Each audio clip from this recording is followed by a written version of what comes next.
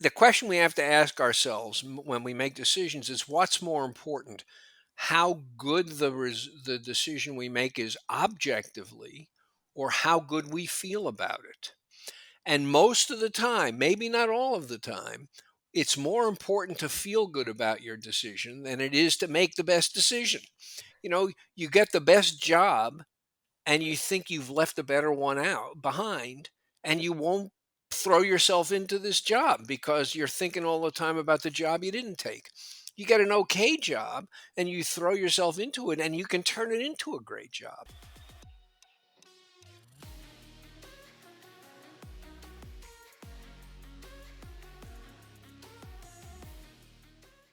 Welcome back to the Max Out Show, where today I'm joined by Dr. Barry Schwartz, the best-selling author of The Paradox of Choice, whose TED Talks have received over 20 million views up to date. He has spent the last 50 years researching and teaching the science of decision-making. And so today we'll take a deep dive into why less is often more and how to make better choices in life. It's So great Barry, to be with welcome you, to the Max. show. I am so excited to have you, and I want to start out by talking about 175 salad dressings in the supermarket. So what in the world does that have to do Does that with seem happiness? like too many to you? Just a Well, bit. there is most Western democratic societies, especially rich ones, have essentially assumed that freedom is essential to well-being, and choice is essential to freedom. So choice is essential to well-being, and that is true. But if choice is essential to well-being, then more choice must be better than less choice, and there can never be too much. If you don't need 175 salad dressings, you'll ignore most of them. If I do, they're all there for me to choose among. So that way, every one of us can get exactly the salad dressing or the cereal or the jeans or the streaming movie that we want. Uh, it all seems perfectly reasonable. If some of something is good, more of it must be better. But as it turns out, with choice, as with many things, there can be too much of a good thing. And, the world we are living in, affluent Western societies, there is too much of too many good things. Yes, that is for sure. And I mean, you talked about this concept first back in 2005 when the smartphone was still in its infancy, and many of the technologies that we have That's right. abundantly today, really. So how have you seen this trend evolve over these It's last 50 extraordinary and 60 because, years? I thought the problem was acute in 2005. And that was before, sort of the internet exploded and people did everything online. And what that did is it took a big problem and made it like a nuclear problem. Because if you're buying jeans and one store has 10 styles, you're not going to get into the car and drive across town to go to another store that has 10 different styles. You'll just choose one of the first 10. But now you can drive to every store on the planet without ever leaving your living room couch. And I think we see that. So the question is whether the problem has gotten worse psychologically. And that's a harder one to answer because, people your age, not mine, but people your age have grown up with this.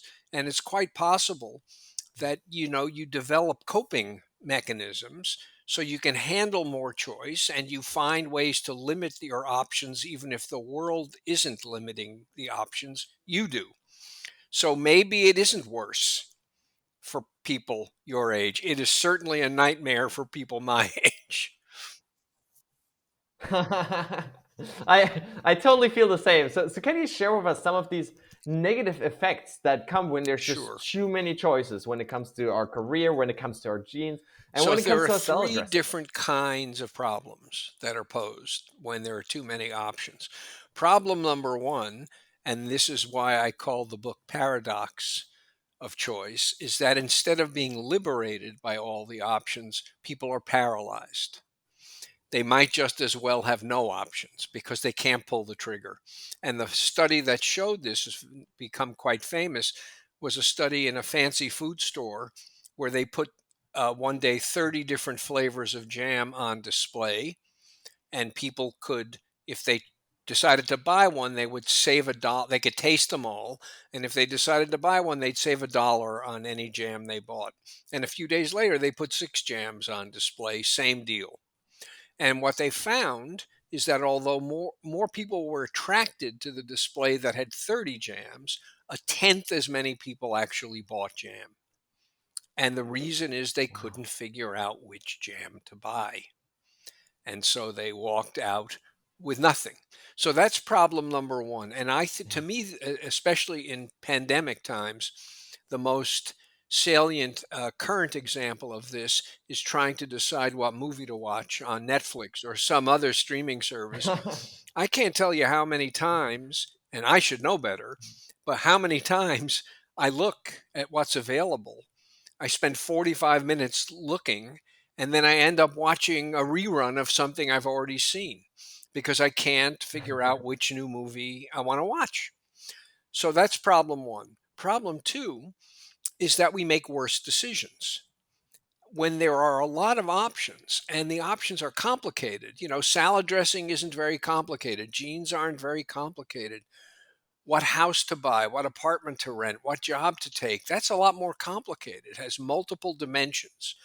It's hard to think about the 5 or 6 attributes that matter to you of 4 options. That's hard enough. Imagine a spreadsheet.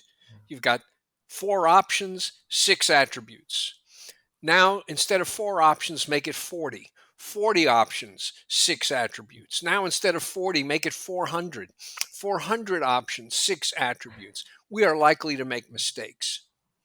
So, problem one is paralysis. Problem two is error.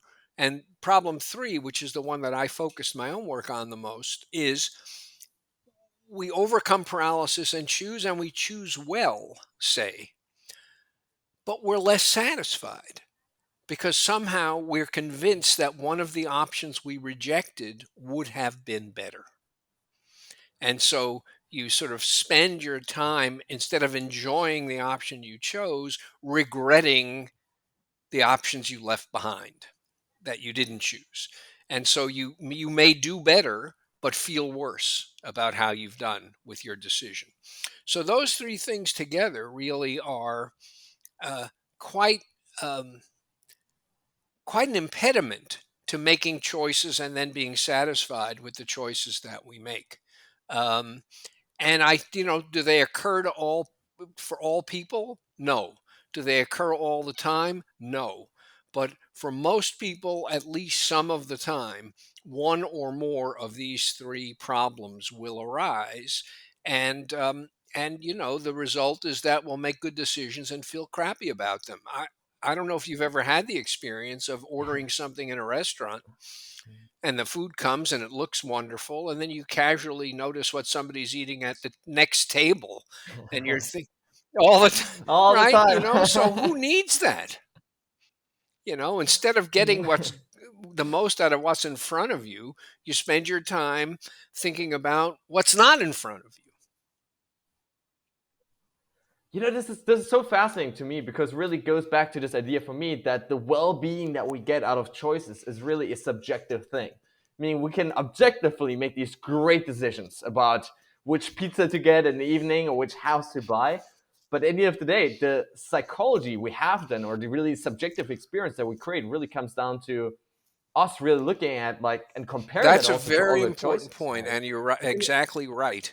Um, you know, it, the question we have to ask ourselves when we make decisions is what's more important: how good the decision we make is objectively, or how good we feel about it.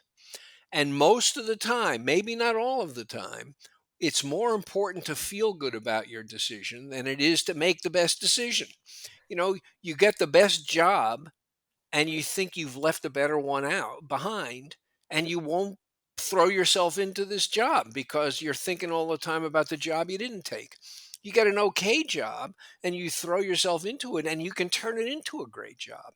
And so, worrying about how good a decision is going to make us feel seems to me to be appropriate, since most of the time we are making decisions so that we will feel better about our lives and ourselves as a result of the decision. So, yes, the subjective element is really decisive, and it hurts people. Um, they get less out of their decisions than they should when there are too many options that they're leaving on the table. Yeah, I think that's so important. And so in your TED talk, you had this amazing quote that really, made the audience just laugh out loud, which was, "The secret to happiness is low expectations." So can you share with us the difference between these maximizers and these satisfiers? Sure. I should say, by the way, that my wife does not like that quote of mine be- because of what she thinks it might imply about my choice of a life partner. but but here's the thing, and this idea came to me when I was replacing my jeans, and I described this in the book, and I think in the TED talk too. I went to the place where I always buy jeans, the Gap, and I gave them my size, and the clerk said, "You want slim fit, easy fit, relaxed fit, zipper fly, button fly, boot cut, tapered, acid wash, thumb wash," and I said, "I want the kind that used to be the only kind." But of course, that kind didn't exist anymore. So I spent a half hour trying on jeans, and I walked out with the best fitting jeans I had ever purchased. I did better, but I felt worse. And the reason I felt worse is that when jeans only came in one or two styles, my expectations about how well they would fit were modest. I don't have a model's body. Jeans fit the way they fit, and either you live with it or you don't. When suddenly there were all these different styles, I expected that one of them would be perfect. And what I got was good, but it wasn't perfect. And so, in evaluating the decision I made, what I did was I asked not how good were these jeans, but how good were they compared to how good I expected them to be. Yeah. And when large choice sets appear, expectations keep going up higher and higher, and the realization can never match the expectation. And so that's why I said the secret to happiness is to have low expectations. Perhaps less funny but more accurate way to put it is that the secret to happiness is to have modest expectations. Yeah. If your expectations are modest, occasionally you will be pleasantly surprised. Something will be even better than you expected it to be. The world we live in, people expect everything to be perfect, and they're always going to be disappointed.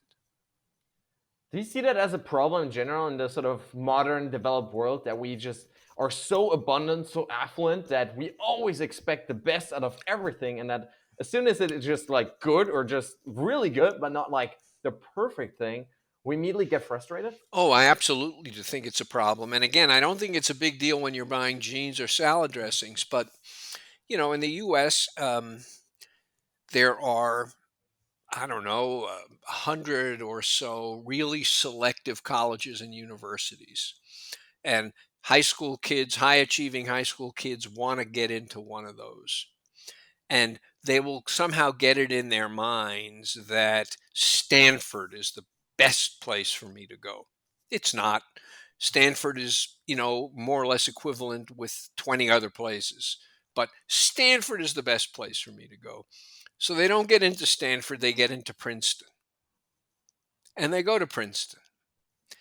And because it isn't Stanford, they feel let down, disappointed. They don't put themselves into the educational experience. They don't take full advantage of what Princeton has to offer.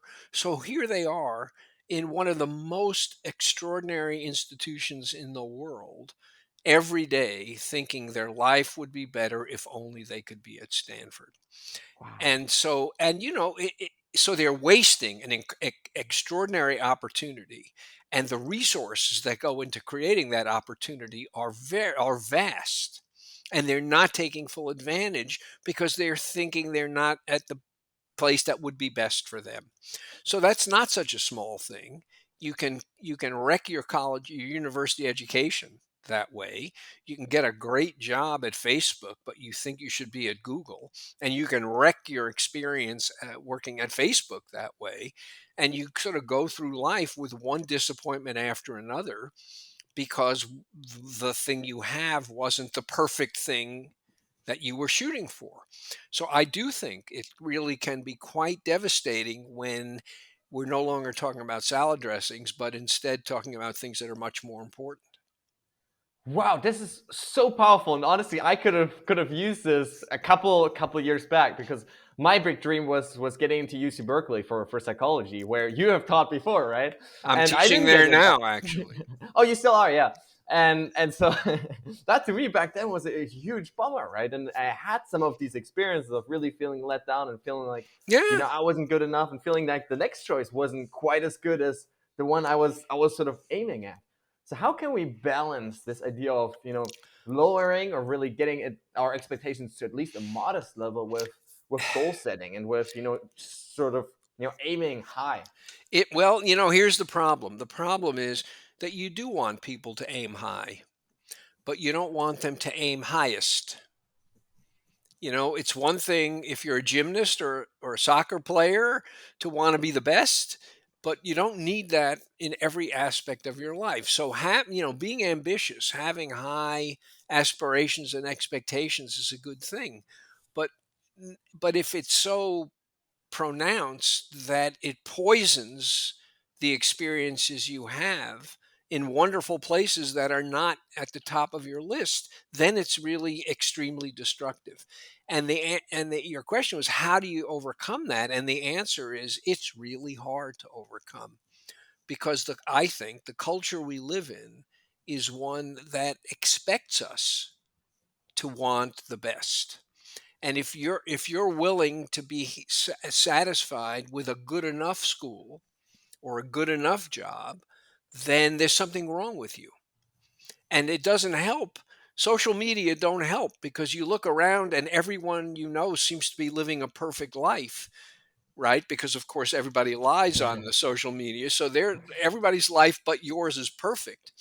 And and so you look at your life and you think, am I living a perfect life? And the answer is no. And you go, oh, you know, I'm a total failure.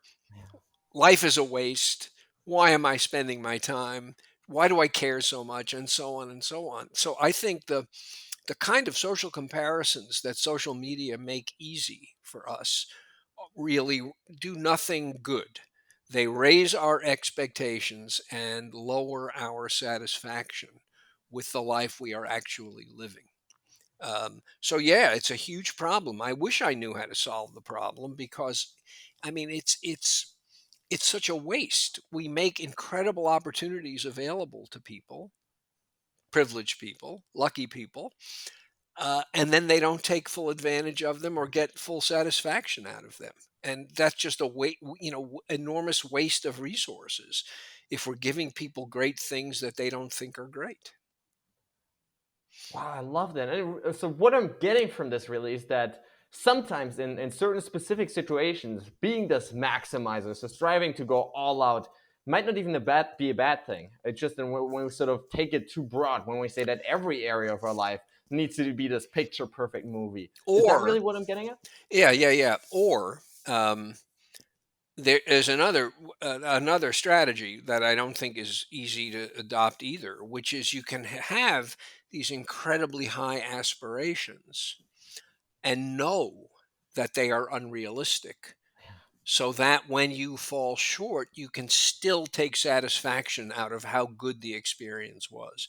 You know, by by reputation, the basketball player Michael Jordan, who was often thought of as the best basketball player who ever lived, he was unbelievably competitive, demanding of his teammates and demanding of himself.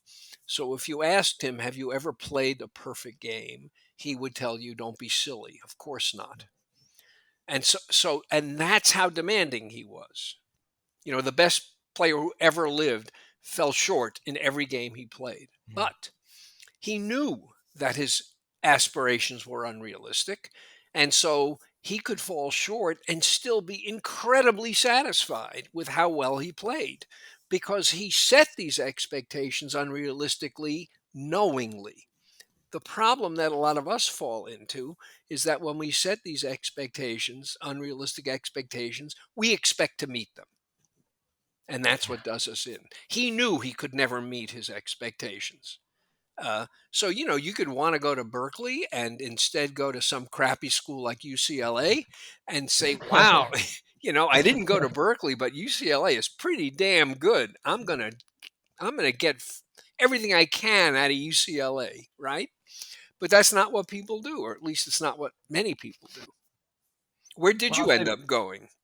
Florida Gulf Coast University, all the way on the other side. Ah, It was an amazing experience. well, I'm But glad you felt that way. yeah, no, but it took some reframing, and that's the next thing I want to talk about because, as you also mentioned before, sort of alluded to, there is this self blame that can come when we don't actually do that reframing process. When we look at it and we look at, I failed, I'm not good enough, I didn't get into that school of my dreams, I didn't get that dream job.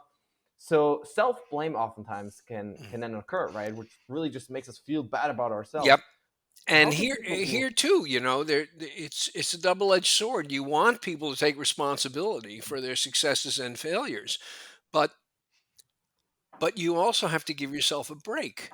And the problem is that when there are two options and the genes don't fit perfectly, and you say, whose fault was that? The answer is obvious. It was the world's fault. The world simply didn't make genes that fit me better. What could I do? When there are 2,000 options and you buy jeans and they don't fit perfectly, whose fault is it? Well, it's not so easy to say it's the world's fault. There were 2,000 options. Maybe you just made a bad decision.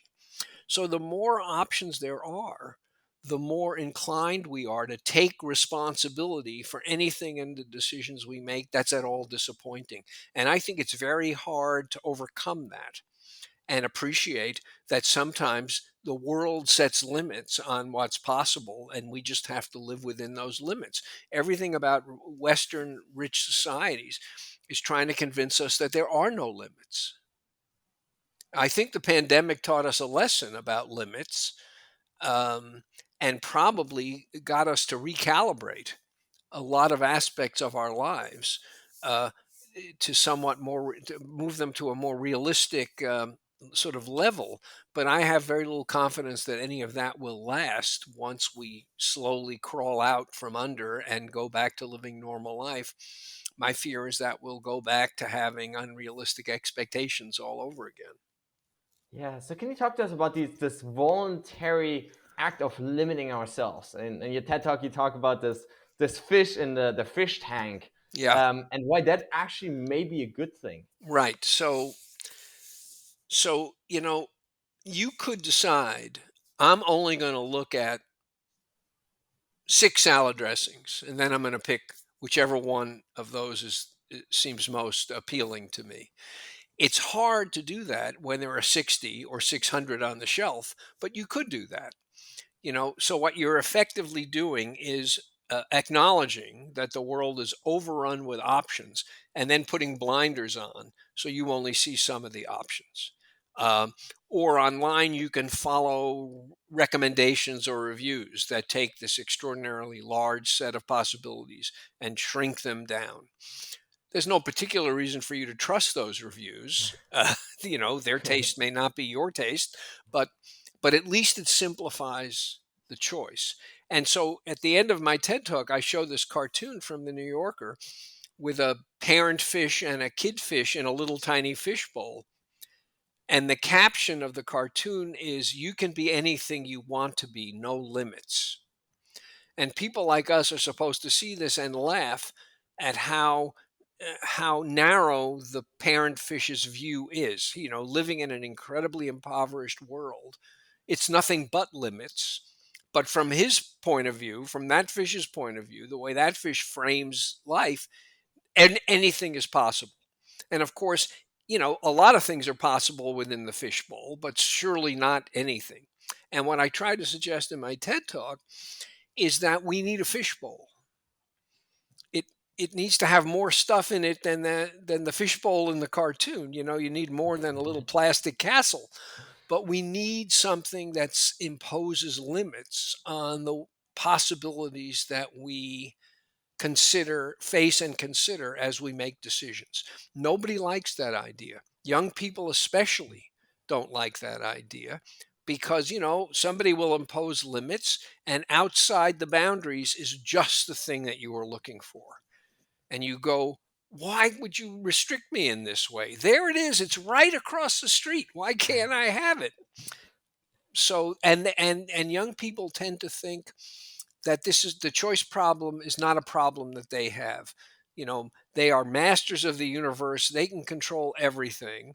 And old people like me can't handle it, but young people like them can. And sometimes when I give a talk about this, somebody will actually say something like that to me. And I'll say, I think you're right. And that must explain why the incidence of anxiety, depression, and suicide has exploded because people your age are doing such a good job managing their lives. And it's true, at universities across the country, psych services that these institutions provide, they're all exploding. They can't handle student demand. The sense you get is that 75% of the students are having some sort of reasonably serious emotional problems. And what that tells me is that whether these young people realize it or not, they are suffering. And they are not suffering only because there are no limits and there are too many options. But I think that makes a significant contribution. Now, I don't know how you get people to move into the fishbowl.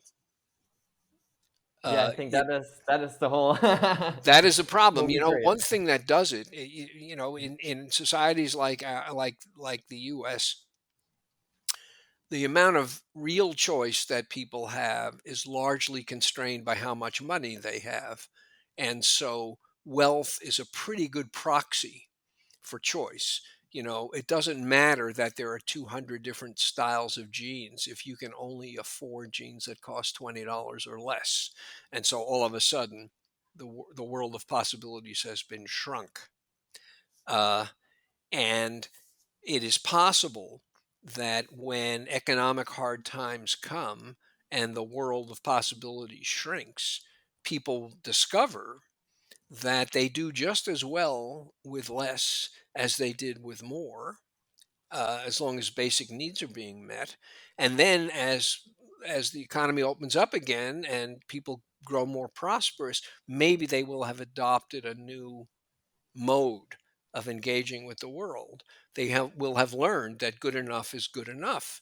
Um, but again, I don't know that there's any reason to be confident that having learned a lesson in hard times, you will then continue living out that lesson when the hard times go away and once again everything is available. So I don't know how to convince people that they need a fishbowl, and I certainly don't know what needs to be in the fishbowl in order for people to live rich, meaningful lives. Yeah, I think that truly is a fascinating question. I want to go back to this idea of overwhelm, because even 2005 back then, you said that you actually assigned 20% less work to your students because now they're preoccupied. Yes, So is that even severe now than it was back then? I think it is. What I learned, and it should be said, in those days I was teaching at a place called Swarthmore College, which is an extremely select. I mean, it's basically like Harvard, Yale, and Princeton, only it's small. So very high achieving students, very hard to get into, very highly motivated, and very demanding. So, the workload was quite substantial. And I was discovering that the students wouldn't do all the assigned work. They wouldn't read all the assigned readings. And so, at first I was sort of annoyed and punitive, but it didn't really make sense to just give bad grades to everybody because they wouldn't do the work. So slowly I shrunk the amount that I asked of them. But the question in my mind was, why was this happening? Are these students less smart than the ones I used to teach? No. Are they less motivated than the ones I used to teach? I didn't think so. What I finally concluded, and it was not based on hard evidence, is that they didn't have a fishbowl. And so while the students I taught when I first started teaching, the only thing on their minds was what they had to do academically, pretty much. uh, those students I was teaching now who weren't willing to do so much work had many more things on their mind. You know, uh, do I want to form a significant, intimate relationship? Do I want to do it now? Am I gay? Am I straight? Am I going to want children or not want children? Am I going to want them soon or am I going to want to postpone? So there were all of these things that were largely decided for us a couple of generations ago because society had reasonably strict norms about how you answer those questions. None of that was decided for these students. And so they were devoting an enormous amount of time and energy to sort of figuring out how to live. And in previous years, students didn't need to figure out how to live. They just needed to figure out how to understand the material I was giving them so that they could do well on the assignments. They sort of knew how to live because they, were born into a fishbowl. Um, so I see this preoccupation. What I first thought was just laziness or irresponsibility, I came to realize was really students trying to solve very big life problems that simply weren't problems for previous generations of students. Wow, that is so fascinating, and I've seen this happen even in my own life, really on a smaller scale even. So in the last 2 months, I've been living here in Spain, right at the beach, and what happened was like it's really tempting if you're like sitting right at the beach to just go for these hikes and runs and swims and play beach volleyball instead of maybe sometimes doing some work. And so even on a small scale, I've realized that fishbowl that is missing before the whole COVID thing where you couldn't really do much, and here Yep. now you can go out and sort of live life. And I realized that fishbowl was gone, and there was an enormous amount of possibilities of how I could spend my time. Yeah, yeah, yeah. No, that's exactly right. There's a Microsoft ad. It's not current. It's from years ago. And the tagline is "Where do you want to go today?" And the idea is that the software makes everything possible. Wow. And of course, this is attractive. No fishbowl, no limitations. Whatever you dream up, you can do. The world is at your fingertips. What could be better than that? And you can see what's appealing about that. But it turns out people can't live that way. Yeah. Something has to hem us in. And in an ideal world, we make our own decisions about about what our fishbowl is going to look like, and then we live by them. There are many religions where the orthodox version of the religion is a long list of do's and don'ts, a long Yeah. list of rules about how you live your life and what's important and what's not important, and so on. So you make one big decision. Am I going to be an orthodox observer of this religion? And having made that decision, all the other decisions are made for you. Wow. Do you And think that is something people should actively sort of do in their lives, even if it's not religious, but in terms of their own choosing sort of rules to live by? well, yeah, but the problem is it's hard to, it's hard to discipline yourself to live by those rules. There's no one looking over your shoulder.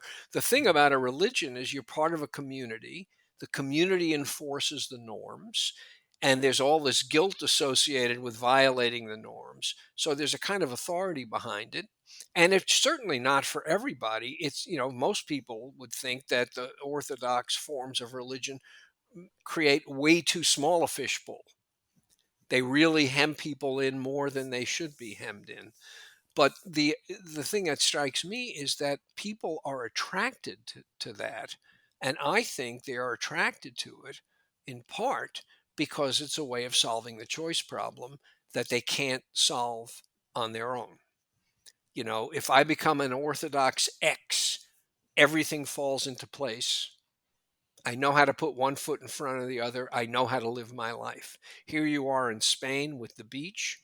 Should I run? Should I sunbathe? Should I play volleyball? Or, God forbid, should I do some work? You know, and you face that decision hour after hour, day after day. And it's exhausting. Exactly.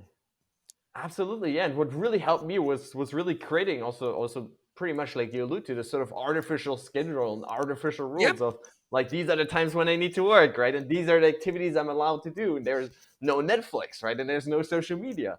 And And, so I had to deliberately do these things I because think otherwise you spread yourself so wide. that's interesting.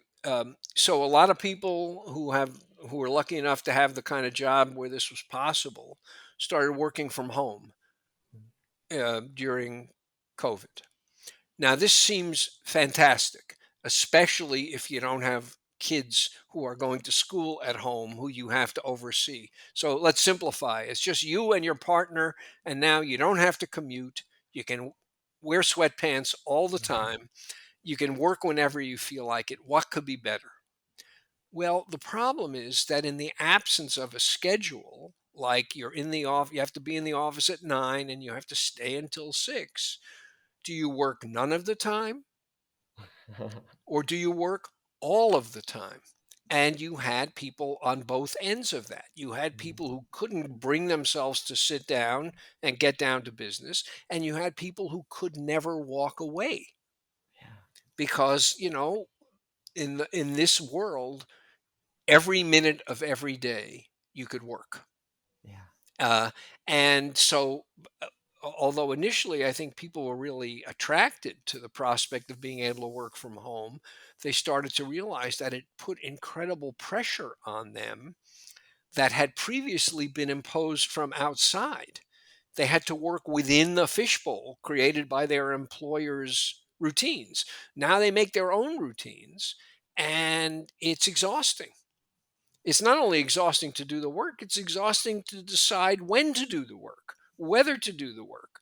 So, so that that may be a less people may find, much to their surprise, that they look forward to going back to the yeah. office. Yeah, I can absolutely relate to that. And I want to talk a little bit now about some of these antidotes to all of these processes we talked about, because one big thing here really is gratitude that allows us to sort of lower expectations about really what we're getting in our lives. So, can you talk to us about that? Well, it is helpful if we focus on what's good in a decision instead of what's disappointing. This is not does not come naturally to most people. It's like if you have a toothache, the only thing you notice is your tooth. The rest of the world has disappeared. And so if there's something about a decision that doesn't work out well, that's the only thing you can pay attention to, and all the great things fade away. With discipline, you can get into the habit of focusing on what is good more and focusing on what is disappointing less. But it really is a habit. You can't just say, wake up one morning and you say, my life is pretty good. I really should be grateful. Starting from now on, I'm going to be grateful. You're going to be just the same after you say that as you were before.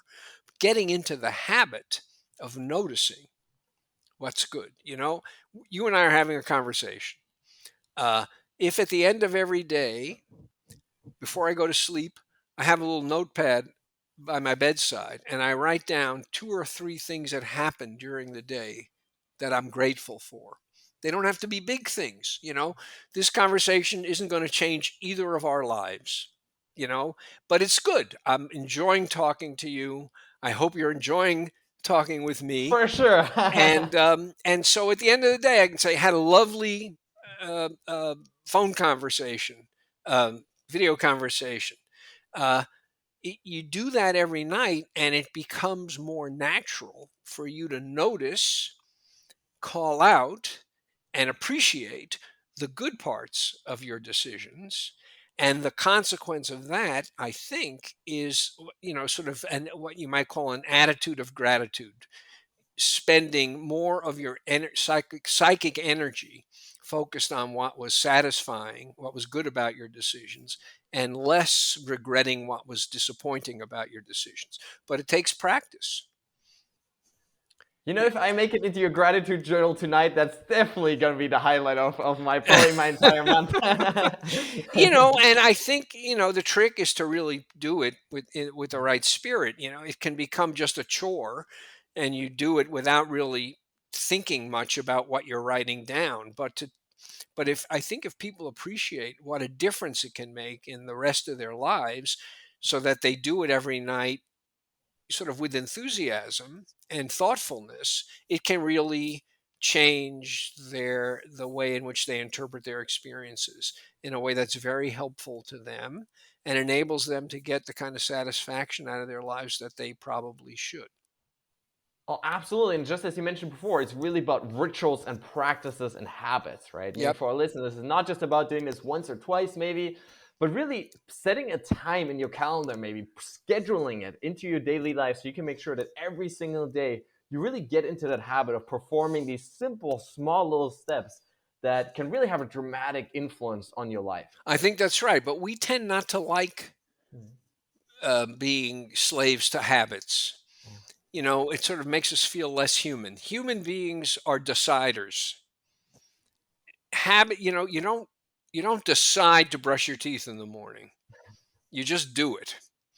You don't want your life to be like brushing your teeth. You want to be an agent.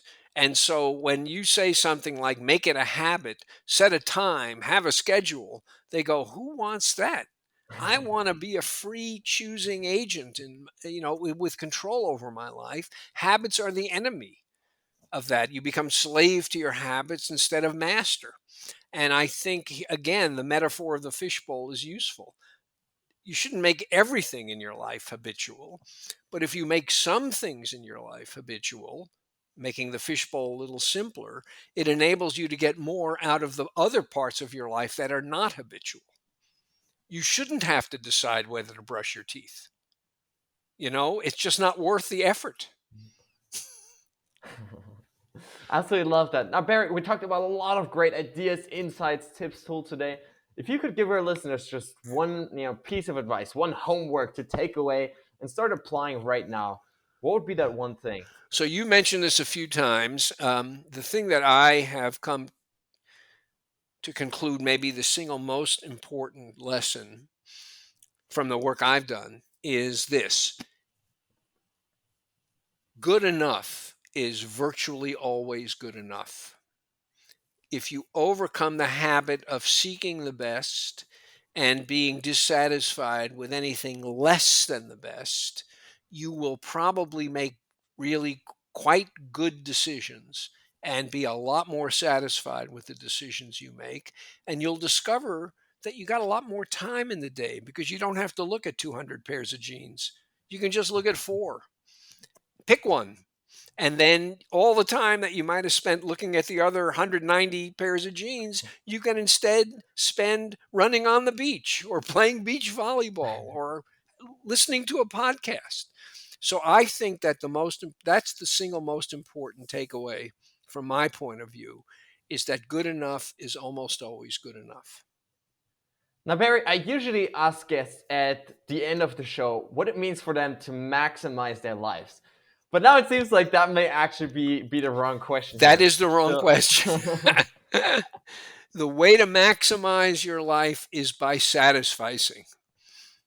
If you learn that good enough is the right standard, you will live a more satisfying life than if you think only the best will do.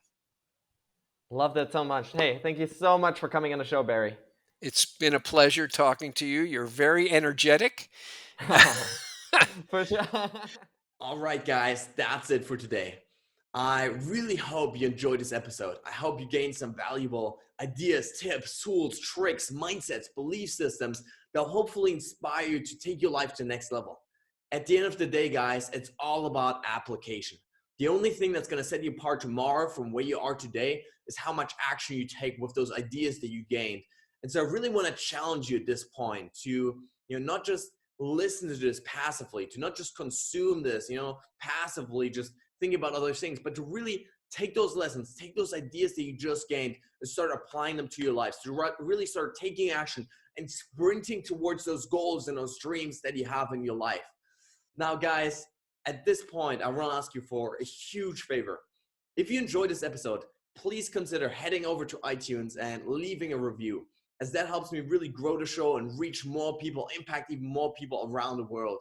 You know, if you have a family member, friend, a loved one maybe, that you think could benefit from this content, please consider, sharing it with them, forwarding to them, as that helps us really build a community of like-minded people that are all about maxing out their lives. Now, guys, with that being said, thanks so much for tuning in today. I really, really appreciate it. Stay strong and see you.